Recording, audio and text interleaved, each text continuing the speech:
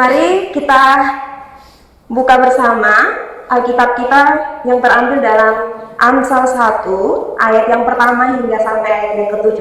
Karena kami dari pengurus sepakat kalau kami memulai pembahasan di GM didahulukan kitab Amsal ini yang menjadi eksposisi kami untuk kategori yang siswa. Untuk itu kita akan baca mulai duluan Amsal yang pertama hingga sampai ayat yang ke-7. Saya akan membaca untuk kita semua yang di sini. Amsal 1 ayat 7, Amsal 1 ayat yang pertama hingga sampai ayat yang 7 dengan judul tujuan Amsal ini. Amsal Salomo bin Daud, Raja Israel, untuk mengetahui hikmat dan didikan, untuk mengerti kata-kata yang bermakna, untuk menerima didikan yang menjadikan pandai, serta kebenaran, keadilan, dan kejujuran, perkataan dan teka-teki orang bijak. Takut akan Tuhan adalah permulaan pengetahuan, tetapi orang bodoh menghina hikmat dan didikan. Demikian jauh pembacaan firman Tuhan yang dikatakan adalah setiap kita yang membaca tidak saja kita baca, tapi kita merenungkan kebenaran firman Tuhan di dalam kehidupan kita hari lepas hari. Shalom. Sekali lagi shalom. Hari ini kita akan melihat tema yang saya berikan dalam perenungan kita hari ini, yaitu memperoleh hikmat. Ya, saudara-saudari yang diberkati, kitab Amsal adalah salah satu dari 3 kitab dalam Perjanjian Lama yang digolongkan sebagai sastra hikmat. Amsal ini ditulis oleh Salomo sesuai dengan doa yang dia minta kepada Tuhan. Saudara-saudari yang dikasihi oleh Tuhan Yesus Kristus, saya memberikan lagi garis besar kitab Amsal itu sendiri. Kalau kita lihat dalam pasal yang pertama ayat 1 sampai pasal 9 ayat 18 itu berbicara tentang hikmat untuk orang muda. Kalau kita lihat lagi dalam pasal yang 10 sampai pasal ke-24 itu berbicara tentang hikmat untuk semua orang. Dan poin yang ketiga dalam pasal 25 sampai 31 itu berbicara tentang hikmat untuk para pemimpin. Sebelum kita masuk lebih jauh, mari kita melihat dulu tujuan dari Amsal itu sendiri. Tujuan dari Amsal Salomo ini. Yang pertama, ayat yang kedua itu teman-teman lihat, tujuannya untuk mengetahui hikmat dan didikan. Yang di ayat yang kedua itu untuk mengetahui hikmat dan didikan, untuk mengerti kata-kata yang bermakna. Ayat yang ketiga, untuk menerima didikan yang menjadikan pandai, serta kebenaran, keadilan, dan kejujuran. Ayat yang keempat di situ dia bilang untuk memberi kecerdasan kepada orang-orang yang tak berpengalaman dan pengetahuan serta kebijakan kepada orang muda. Poin yang kelima, di ayat yang kelima itu dia menambahkan ilmu, dan baiklah orang-orang yang berpengertian memperoleh bahan pertimbangan. Dan di ayat yang keenam itu tujuannya untuk mengerti Amsal dari ibarat, perkataan, dan teka-teki orang bijak. Saudara-saudari yang diberkati, sudah bisa kita ketahui bahwa hikmat sangatlah penting bagi kita. Kalau kita sudah mengetahui bahwa hikmat itu sangatlah penting, maka bagaimana cara kita untuk memperoleh hikmat itu? Di sini saya mencatat 3 poin bagaimana cara untuk kita memperoleh hikmat itu sendiri. Yang pertama, hikmat diperoleh dari sikap takut akan Tuhan. Kita bisa lihat dalam Amsal 1 ayat 7. Mari kita lihat dan kita baca bersama-sama ya. Takut akan Tuhan adalah permulaan pengetahuan, tetapi orang bodoh menghina hikmat dan didikan. Saudara-saudari, saya menggarisbawahi kata takut akan Tuhan. Dari kata takut dalam bahasa Ibrani yang mengandung arti menghormati atau mengagumi, artinya ada sebuah respect di dalamnya. Kata hormat di sini melibatkan sebuah pilihan yang di mana ketika seseorang mau menghormati orang, itu ada dalam pilihan dia dan kesediaan dia untuk menghormati. Takut berarti ada unsur di mana sebuah keputusan kita atau sebuah pilihan kita untuk kemudian kita takut akan Tuhan. Jadi takut akan Tuhan di dalam hidup yang menghormati Tuhan berarti kita tahu siapa yang kita hormati. Kita mengenal atau kita tahu siapa yang kita hormati. Kita pahami hal mana saja yang dia sukai, hal mana saja yang dia benci, dan lain sebagainya. Nah, hidup yang takut akan Tuhan berarti hidup yang menghormati Tuhan. Bukan ditunjukkan dari sekedar rangkaian kata-kata yang indah, yang terdengar formal dan rapi, bukan sekedar ditunjukkan dalam ketaatan kita beribadah, bukan kita rajin doa, bukan kita rajin datang gereja, rajin apapun itu, bukan. Tetapi hidup yang takut akan Tuhan dan menghormati Tuhan ditunjukkan lewat setiap perilaku hidup dalam keseharian.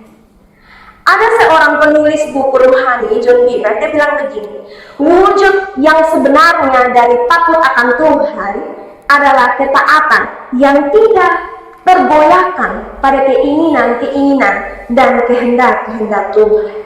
Sekali lagi, wujud yang sebenarnya dari takut akan Tuhan adalah ketaatan yang tidak tergoyahkan pada keinginan-keinginan dan kehendak-kehendak Tuhan. Dari sini kita dapat menyimpulkan bahwa tanpa beragama dan menjadi religius tidak menjamin seseorang benar-benar menghormati Tuhan.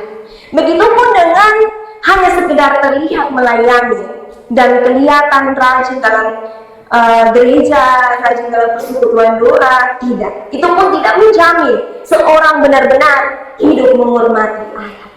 Dalam hidupnya, bahkan ketika dia tidak dilihat oleh orang, dia akan tidak konsisten begitu. Tantangannya di sini, saudara-saudari, ketika kita di depan orang, kita memperlihatkan citra kita yang baik, sedangkan di belakang tidak sama sekali. Nah, di sini wujud takut akan Tuhan, hidup dan menghormati Tuhan benar-benar diuji. Apakah betul iman kita teguh berpegang pada apa yang dikehendaki Tuhan? Nah, di sini kita melihat sikap takut akan Tuhan hanya dapat ditemukan pada orang-orang yang benar-benar terobsesi. Dia benar-benar merindukan, dia benar-benar melakukan segala kehendak Tuhan, yang menjadikan kehendak Tuhan sebagai makanan, sebagai kebutuhan kehidupannya, yang mau tidak mau harus diusahakan, yang mau tidak mau dia harus mencari, yang mau tidak mau dia harus upayakan sedemikian rupa. Hal ini seperti apa yang dikatakan oleh Yesus dalam Yohanes 4 ayat 34. Di situ dikatakan bahwa maka makananku ialah melakukan kehendak Dia yang mengutus aku dan menyelesaikan pekerjaannya. Nah, sikap dan menghormati Tuhan inilah yang harus melandasi segala pengetahuan kita tentang hal yang lainnya. Saudara-saudari, itu poin yang pertama. Poin yang kedua, kita belajar memperoleh hikmat itu dari sikap takut akan Tuhan yang dilakukan berkelanjutan. Berkelanjutan ini sepanjang waktu begitu, tidak berhenti hanya sampai di sini saja kita memperoleh hikmatnya, tapi berkelanjutan. Kita masih tetap ada di dalam pembacaan kita ayat yang ke-7. Takut akan Tuhan adalah permulaan pengetahuan, tetapi orang bodoh menghina hikmat dan didikan. Di sini saya garis bawahi permulaan pengetahuan. Tadi kita bahas tentang takut akan Tuhan. Lanjut lagi saya garis bawahi adalah permulaan. Nah, saudara-saudari yang diberkati, sikap takut akan Tuhan yang dijelaskan oleh Salomo sebagai permulaan yang berarti sikap ini harus dilakukan secara berkelanjutan. Dalam perjanjian baru sendiri, saudara-saudari, Yesus mengajarkan kita bahwa untuk kita memperoleh hikmat itu, kita harus tetap tinggal. Terus tetap tinggal di dalam firman-Nya, dan kemudian kita membiarkan firman-Nya itu hidup di dalam kehidupan kita. Itu jelas dalam Yohanes 15 ayat 7. Dan bagaimana kita memberikan hati kita untuk dipimpin oleh Roh Kudus, saudara-saudari? Mari, jadi takut akan Tuhan tidak hanya sekedar kita lakukan di awal atau pada permulaannya saja, tetapi takut akan Tuhan kita harus terus-menerus hidup di dalam firman itu. Kita harus terus-menerus mencari hikmat itu, memperoleh hikmat itu. Saudara-saudari, ketika saya dan saudara-saudari mulai berhenti untuk hidup menghormati takut akan Tuhan, maka secara otomatis hikmat Allah dalam segala keadaan yang kita hadapi hari-hari ini sukar untuk kita terima. Ketika saya dan saudara-saudari tidak menghidupkan hikmat di dalam kehidupan kita tidak takut akan Tuhan, maka semuanya akan sia-sia. Belum ditambah lagi dengan segala situasi kondisi yang berubah dengan cepat, dan bahkan di sekeliling kita, iblis kuat untuk menjatuhkan kita. Itulah mengapa kita benar-benar membutuhkan hikmat Tuhan dalam kehidupan kita. Saudara-saudari yang diberkati oleh Tuhan Yesus Kristus, jika saya dan saudara-saudari berhenti untuk hidup takut dan menghormati Tuhan, maka saya rasa kita tahu akhirnya seperti apa. Kita tahu konsekuensinya seperti apa kalau kita tidak takut akan Tuhan. Kita tahu hasilnya seperti apa yang akan kita alami jikalau kita sadar betapa lemahnya dan terbatasnya hidup kita. Maka seharusnya kita akan terus memilih untuk hidup menghormati Tuhan. Saudara-saudari, sebab kita tahu bahwa di dalam hidup yang menghormati Tuhan, maka Tuhan akan memberikan hikmat-Nya untuk kita mengatasi segala keadaan, bahkan berubah keadaan apapun yang terjadi di sekeliling kita. Kalau ada hikmat dalam diri kita, maka semua akan dijalani dengan baik. Poin yang ketiga, saudara-saudari, hikmat diperoleh dari penerapan pengetahuan secara tepat. Kita masih ada dalam ayat yang ke-7. Takut akan Tuhan adalah permulaan pengetahuan, tetapi orang bodoh menghina hikmat dan didikan. Saya garis bawahi pengetahuan dengan kata hikmat dan didikan. Saudara-saudari yang diberkati, hubungan antara pengetahuan dan hikmat, kalau kita lihat sepanjang kitab Amsal sendiri, maka kita akan temukan banyak sekali kedua kata ini yang berbicara tentang hikmat dan pengetahuan itu sendiri. Saya coba melihat kutipan dalam sebuah literatur, dikatakan bahwa hubungan dari pengetahuan dan hikmat dikatakan seperti ini. Hikmat itu diperoleh dari kesanggupan untuk menerapkan pengetahuan secara benar. Hikmat diperoleh dari sebuah kesanggupan dalam menjalani kehidupan yang sesuai dengan kehendak Tuhan. Dari pernyataan ini, saudara-saudari, kita dapat mengerti bahwa ketika orang bodoh ini menghina hikmat dan didikan, orang-orang ini sejujurnya itu mereka tahu bahwa mereka tahu banyak tentang Tuhan. Itulah kenapa kemudian mereka berani menghina. Mereka ini tahu apa yang firman Tuhan katakan tentang kondisi mereka. Mereka tahu dari firman Tuhan apa yang seharusnya mereka lakukan. Tapi kenyataannya orang-orang bodoh ini, mereka lebih tergiur untuk bertindak berdasarkan pertimbangan dan kehendak mereka. Walaupun mereka tahu apa yang seharusnya mereka lakukan sesuai firman Tuhan. Saudara-saudari, orang yang tidak menerima hikmat Allah adalah orang-orang yang tidak mampu mengelola semua hal kehidupannya. Orang yang tidak mampu mengelola, kemudian menggunakan pengetahuan mereka tentang Allah, menggunakan pengetahuan mereka tentang firman Tuhan. Mereka bahkan secara sadar dan sengaja memilih untuk mengabaikan Tuhan dan kehendaknya. Semoga itu bukan saya dan saudara ya.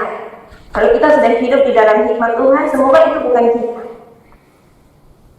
Oleh karena itu, saudara-saudari yang diberkati oleh Tuhan, kita terus menghormati Tuhan. Kita terus tahu bahwa ketika kita menerima hikmat yang daripada Tuhan, maka satu jalannya adalah hidup yang menghormati Tuhan.